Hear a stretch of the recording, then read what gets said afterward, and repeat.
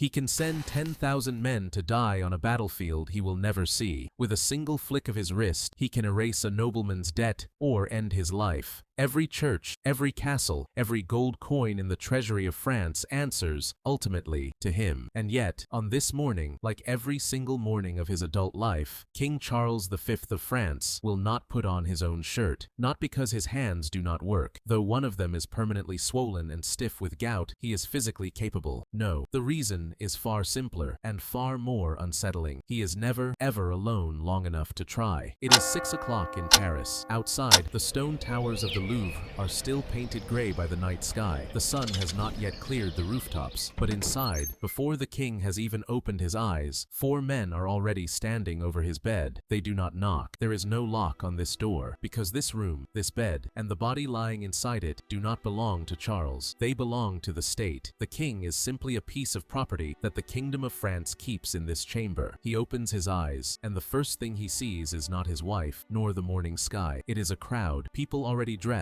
already waiting for him to play his part. How do we know this daily routine in such intimate, uncomfortable detail? We know it because of a woman who watched it happen from the shadows of the court. Her name was Christine de Pizan, and what she recorded next is a ritual stranger than any fiction. Getting the king out of bed was only the opening move. What Christine de Pizan describes next is not a man dressing himself. It is a procedure performed on him every single morning by men whose entire profession is knowing exactly how he likes his collar, his sleeves, the part in his hair, because they are the only ones who have ever been allowed to touch it. First, he is washed, then combed, a servant working a comb through his hair strand by strand, the king sitting motionless, staring somewhere we cannot see. Then the shirt, then the hose, pulled on one leg at a time by a man kneeling at his feet, then the doublet, fitted, adjusted, fitted again. Every layer chosen not by Charles, but for him, according to what the day's business requires. A council meeting calls for one robe. A visiting ambassador calls for another. He is dressed the way a stage is dressed, for an audience that is already assembling downstairs. And here is the strange part. By every account, he was good-humored through all of it. He joked with these men. He smiled. Christine tells us so herself. But consider what that good humor is actually doing. These are the only men on earth who will see him like this, half-dressed, dependent, needing help to close a hand that no longer fully closes. His charm isn't affection, it's management. A king who cannot be alone learns very quickly how to make the people who are always in the room feel safe enough to stay loyal. Watch that hesitation. Watch how carefully that particular sleeve is handled every single morning by every single servant who has ever dressed him. There's a reason for it, and it has been quietly counting down since the year 1359, 21 years before this morning,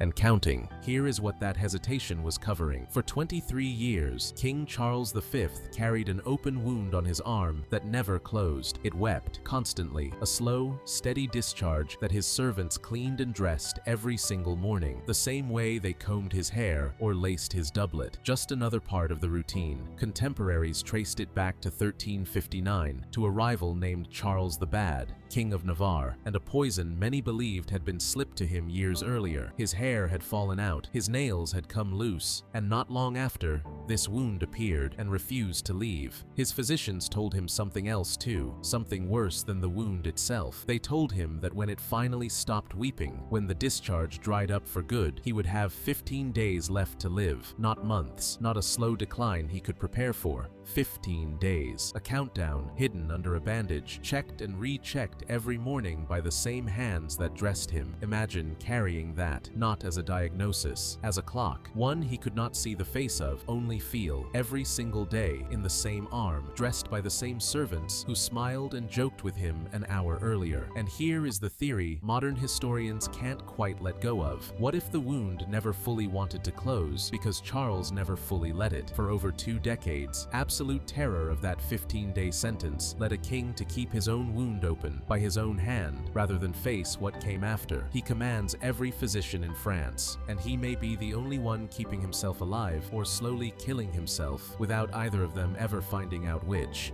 Dressed, bandaged, composed, Charles is not finished being managed yet. A chaplain meets him in the corridor, carrying a breviary. Together, they say his hours, the fixed cycle of prayers the church assigns to each part of the day. Even this, his conversation with God, happens on a schedule, and never once alone. By 8 o'clock, he descends into the chapel itself, where Mass is sung in full. Voices layered, deliberate, filling stone built specifically to make sound feel like judgment from above. Watch the room, not the altar. No one here came only to worship. They came to be seen worshiping beside their king, and to watch him prove publicly that God still favors the man wearing the crown. Because past those doors, in the courtyard, a different kind of audience is already waiting, and this one didn't come to watch him pray. They came to ask him for something. The courtyard is full, not with soldiers, not with nobles, with ordinary people, the rich standing near the front, the poor pressed in behind them, widows, unmarried women, men with grievances they've been carrying for months, waiting for exactly one thing: 5 seconds of the king's attention. Christine de Pizan tells us he stopped for them every time. He listened to their petitions, and where a plea was reasonable or simply pitiable enough, he answered it himself on the spot. The cases he couldn't judge in a glance, he handed off to an official whose entire job was untangling what the king didn't have time to. Picture what that actually meant. A widow who walked here at dawn, maybe from outside the city, carrying the one problem large enough to risk approaching a king over, and she gets it. A window, a hearing, something most of her neighbors will never have in their entire lives. And here is the part almost no one in that courtyard knows. The man deciding whether her petition is worth his mercy is, underneath that sleeve, quietly rotting from a wound his own doctors can't explain and won't survive. He is, in this exact moment, both the most powerful person she will ever speak to and one of the sickest men in Paris. He cannot go home to rest after this. There is no home to go to, not one without other people already inside it, waiting for him to be the king again. A few streets away, in a house with one room instead of 100, someone else is waking up at roughly the same hour. No one enters ahead of him. No one is standing over the bed when his eyes open. He surfaces slowly, on his own time, into a cold room he cannot afford to heat before the sun does it for him. He dresses himself. Badly, maybe. Slowly, certainly. There's no one to fix the collar, no one to notice if it sits crooked all day. There's also no one to notice anything else about him at all. His day will be harder than the king's in almost every measurable way. Colder, hungrier, shorter, most likely, by 20 or 30 years. He owes taxes to a treasury he'll never see spent. He has no physician checking a wound each morning, because if something is wrong with his body, no one is coming to check at all. But that door locks, and on the other side of it, whatever he does next, grieve, rest, argue with his wife, sit in silence and think about nothing at all, belongs to no one but him. Charles V has never once, in his entire adult life, had a door that did that. He got what every man in that courtyard wanted from him: land,